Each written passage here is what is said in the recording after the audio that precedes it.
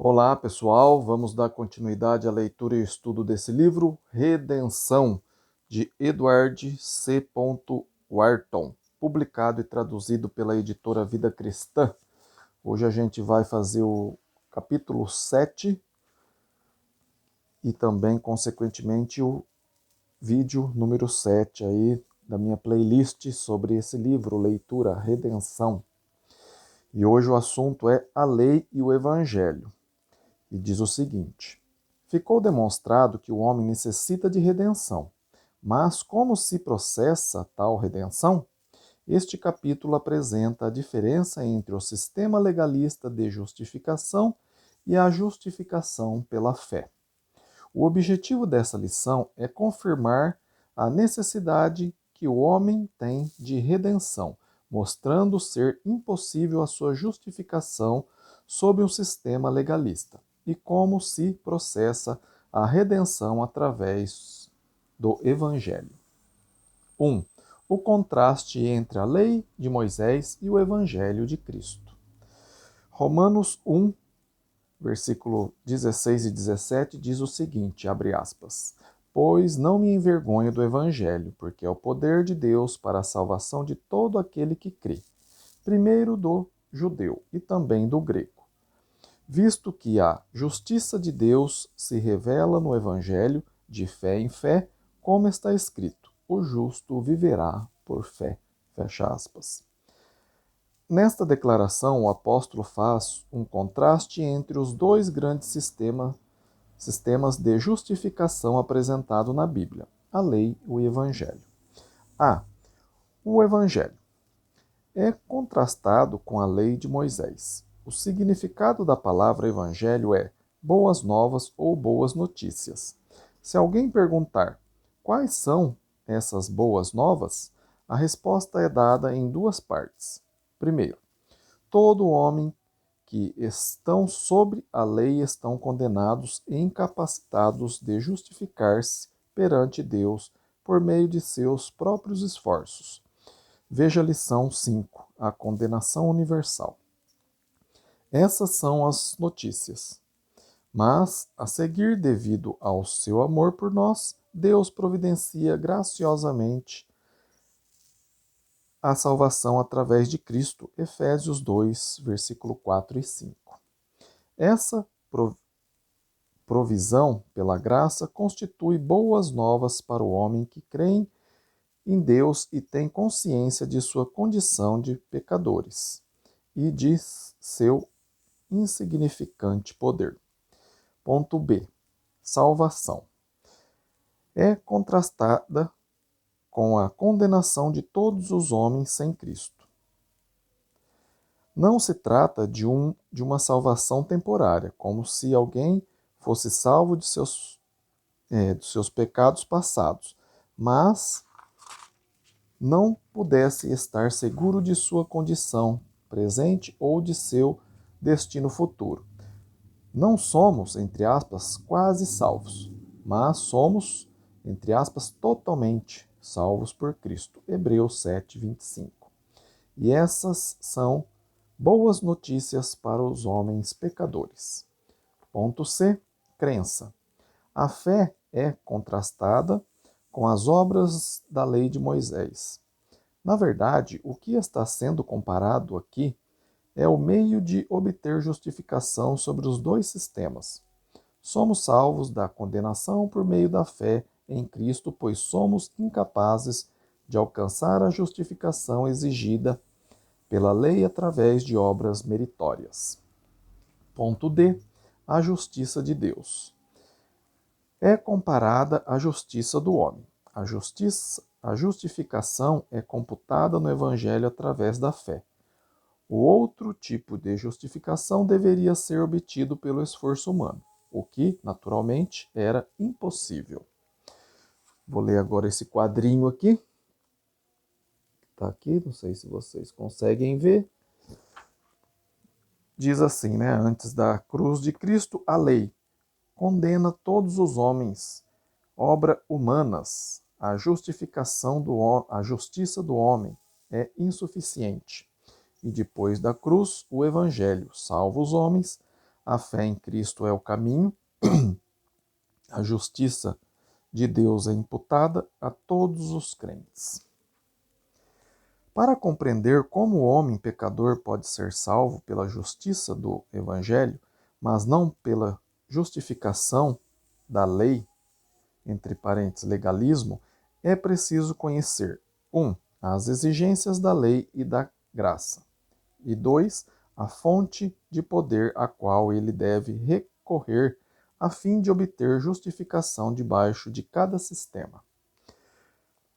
Item 2. A lei de Moisés. Este sistema de justificação exigia que o homem seguisse à risca as ordenanças da lei.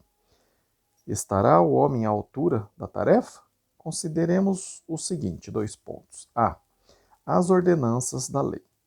Segundo as Escrituras, tanto do Velho como no Novo Testamento, as exigências legais do sistema mosaico equivalem a uma obediência perfeita. Ponto 1. A lei exigia perfeição absoluta. Levítico 18:5 diz o seguinte, abre aspas, portanto, os meus estatutos e os meus juízos guardareis, cumprindo os quais o homem viverá por eles. Eu sou o Senhor, fecha aspas. E também Romanos 10:5, abre aspas. Ora, Moisés escreveu que o homem que praticar a justiça decorrente da lei viverá por ela, fecha aspas. O comentário inspirado de Paulo com respeito às palavras de Moisés são no sentido de que o homem precisava praticar perfeitamente a justiça da lei para viver. Em Gálatas 3:12, a equação de Paulo de Levítico 18:5 é, 2 pontos, observe e viva. Mas qual era a justiça da lei? Lemos em Salmos 119, versículo 172, abre aspas, todos os teus mandamentos são justiça, fecha aspas.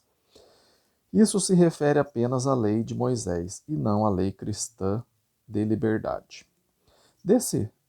Desde que todos os mandamentos da lei são justiça e era exigido do homem que praticasse tal justiça, então quem quer que esteja sobre a lei necessitava obedecer a todos os mandamentos durante toda a vida, se quisesse ser justificado.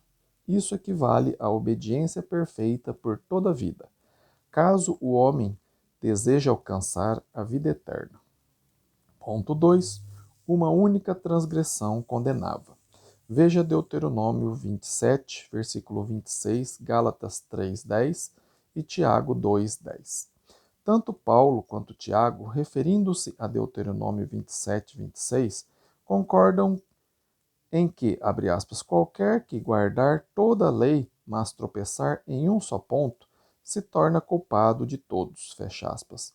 Isto não se refere à lei da liberdade, mas é uma paráfrase de Deuteronômio 27, 26.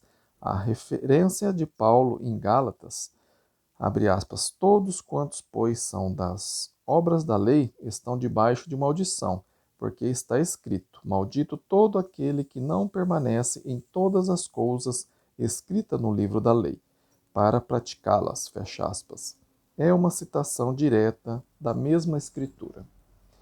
Vemos assim que as exigências legais da lei de Moisés se resumia na absoluta perfeição enquanto o homem tivesse vida, e uma única violação do sistema acarretava a condenação. Ponto B. O homem, por seu próprio esforço, não podia corresponder às exigências da justificação.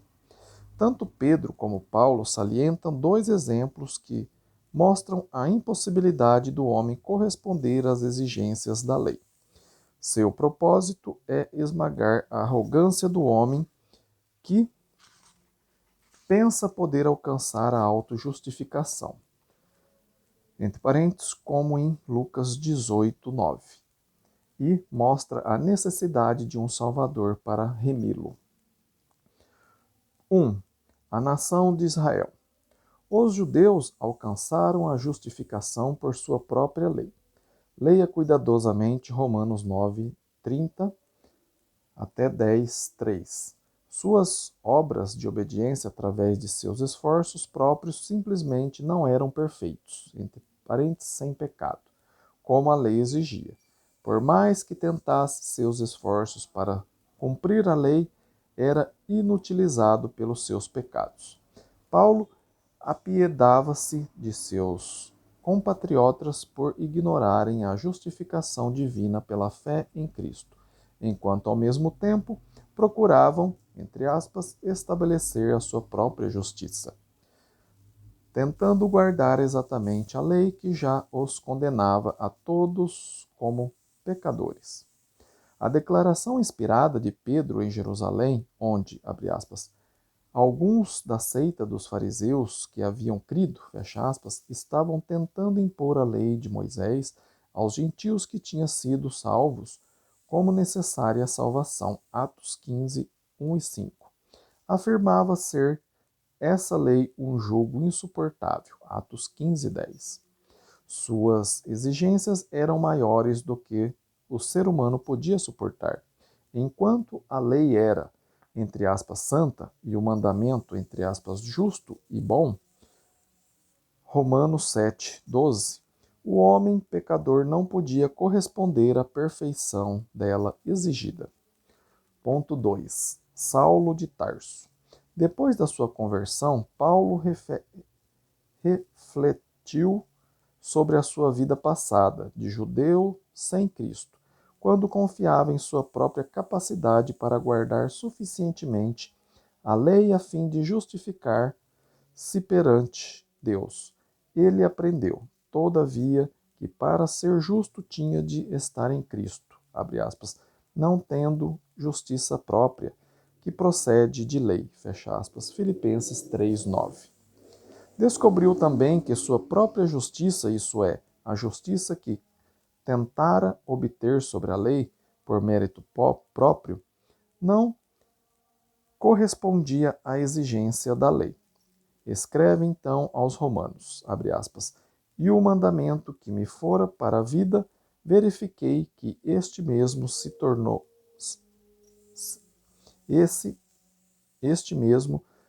me tornou para a morte, fecha aspas, Romanos 7:10.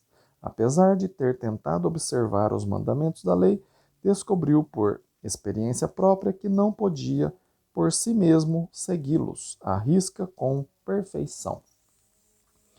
Conclusão: a força do homem não pode competir com o pecado. O ser humano não tem capacidade para manter-se justo perante Deus.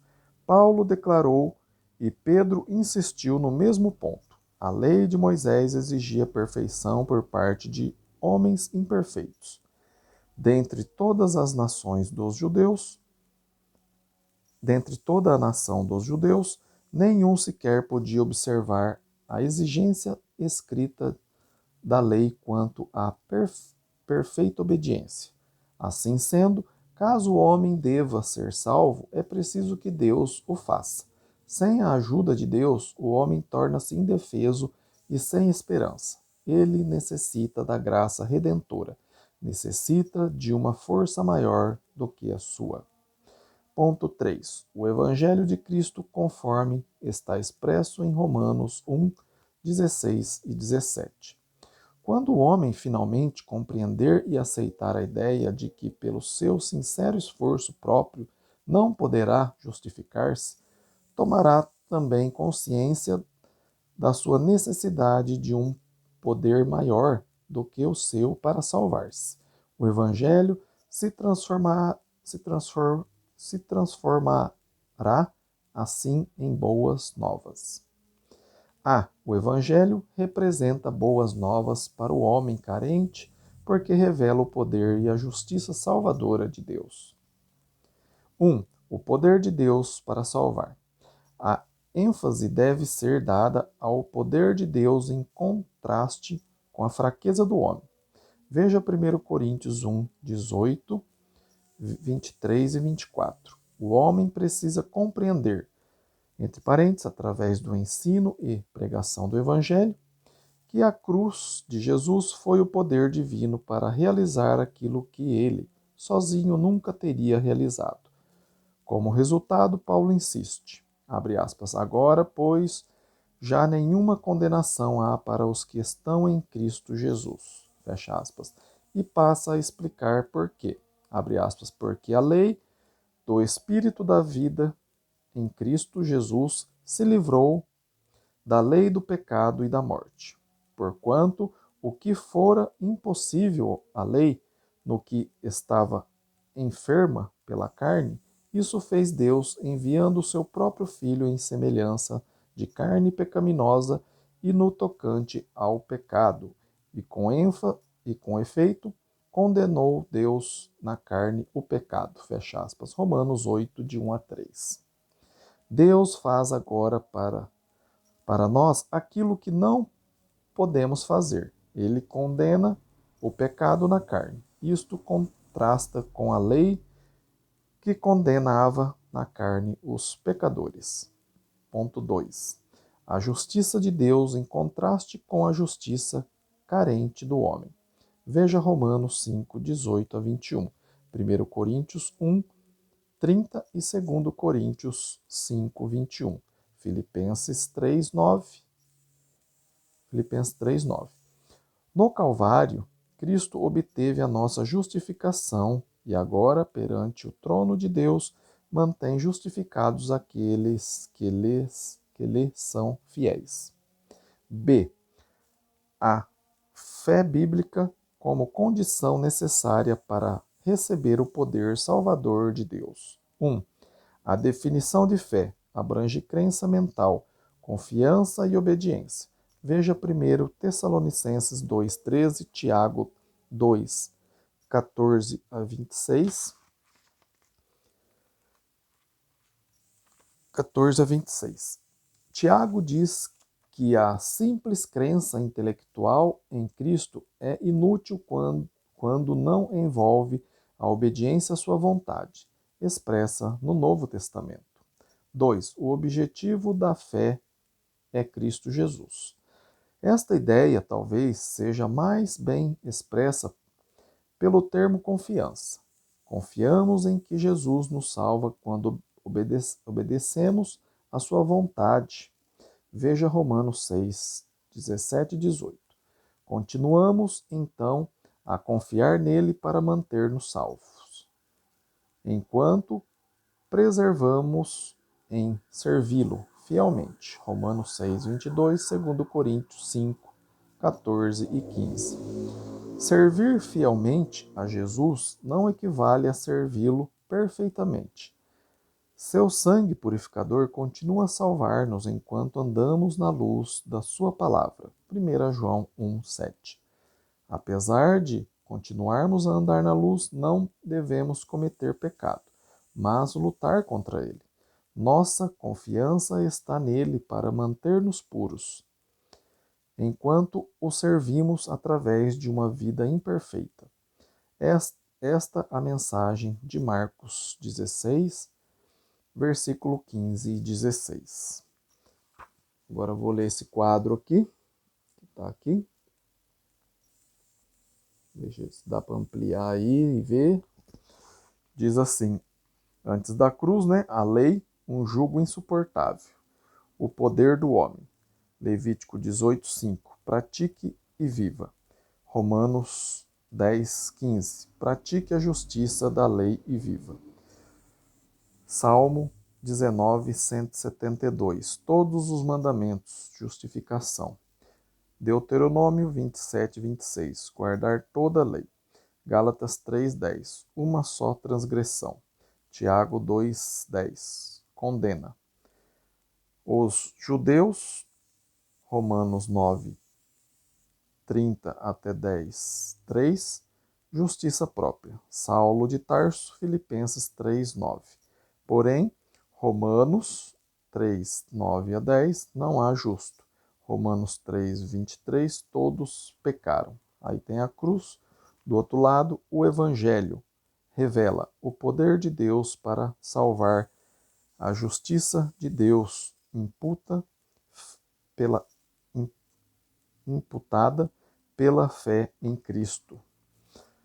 Conclusão: a impossibilidade do homem decaído poder salvar-se a si mesmo do pecado é revelada de maneira definitiva na tentativa inútil de justificação pelos sistemas legalistas. O ato misericordioso de Deus no Calvário e as resultantes boas novas da justificação pela fé em Cristo deveria convencer a todos da necessidade do novo sistema redentor de Deus. Quão formosos são os pés dos que anunciam as boas novas. Perguntinhas, 6 perguntinhas para a gente fixar, né, o estudo de hoje. 1. Por que o Evangelho de Cristo representa boas novas? 2. Qual a exigência legal da lei de Moisés? 3. Poderia, ou pode, entre parênteses, qualquer homem alcançar a justificação sob essa lei? Veja Romanos 9, 30 a 32. 4. Qual o resultado de uma única violação dessa lei? 5. Como os judeus que rejeitaram a Cristo estavam, abre aspas, procurando estabelecer a sua própria justiça? Fecha aspas. Veja Romanos 10, de 1 a 3. 6. Defina a fé bíblica. Ponto a discutir. 5 pontos aqui para discutir. Ponto 1. A justificação obtida através da fé em Cristo é alcançada pela obediência perfeita? 2. Qual a relação entre obediência e fé? Veja Tiago 2, 14 a 26. 3. Explique como Zacarias e Isabel podiam ser justos? Lucas 1, 5. Se Paulo disse, abre aspas, não há justos, fecha aspas, Romanos 3, 10. 4. Desta mesma forma, Paulo afirmou ser, entre aspas, irrepreensível. Filipenses 3, 6. Como isso é possível quando ele mesmo declarou que, entre aspas, todos pecaram? Romanos 3, 23. 5. Identifique a fonte de poder da justiça sobre a lei e sobre a graça. Concluímos aqui então, capítulo 7. Capítulo 8 vai falar sobre a sabedoria humana em contraste com a redenção divina no próximo vídeo, tá bem? Se você está gostando da leitura e do estudo desse livro, Redenção, peço para que você deixe aí o seu like, compartilhe esse vídeo aqui com as suas redes sociais, seus amigos, seus familiares. Peçam para que eles se inscrevam no canal e deixe aí o like também e compartilhe aí, né, com mais pessoas, para que o evangelho e a redenção chegue, né, para mais pessoas, tá bem?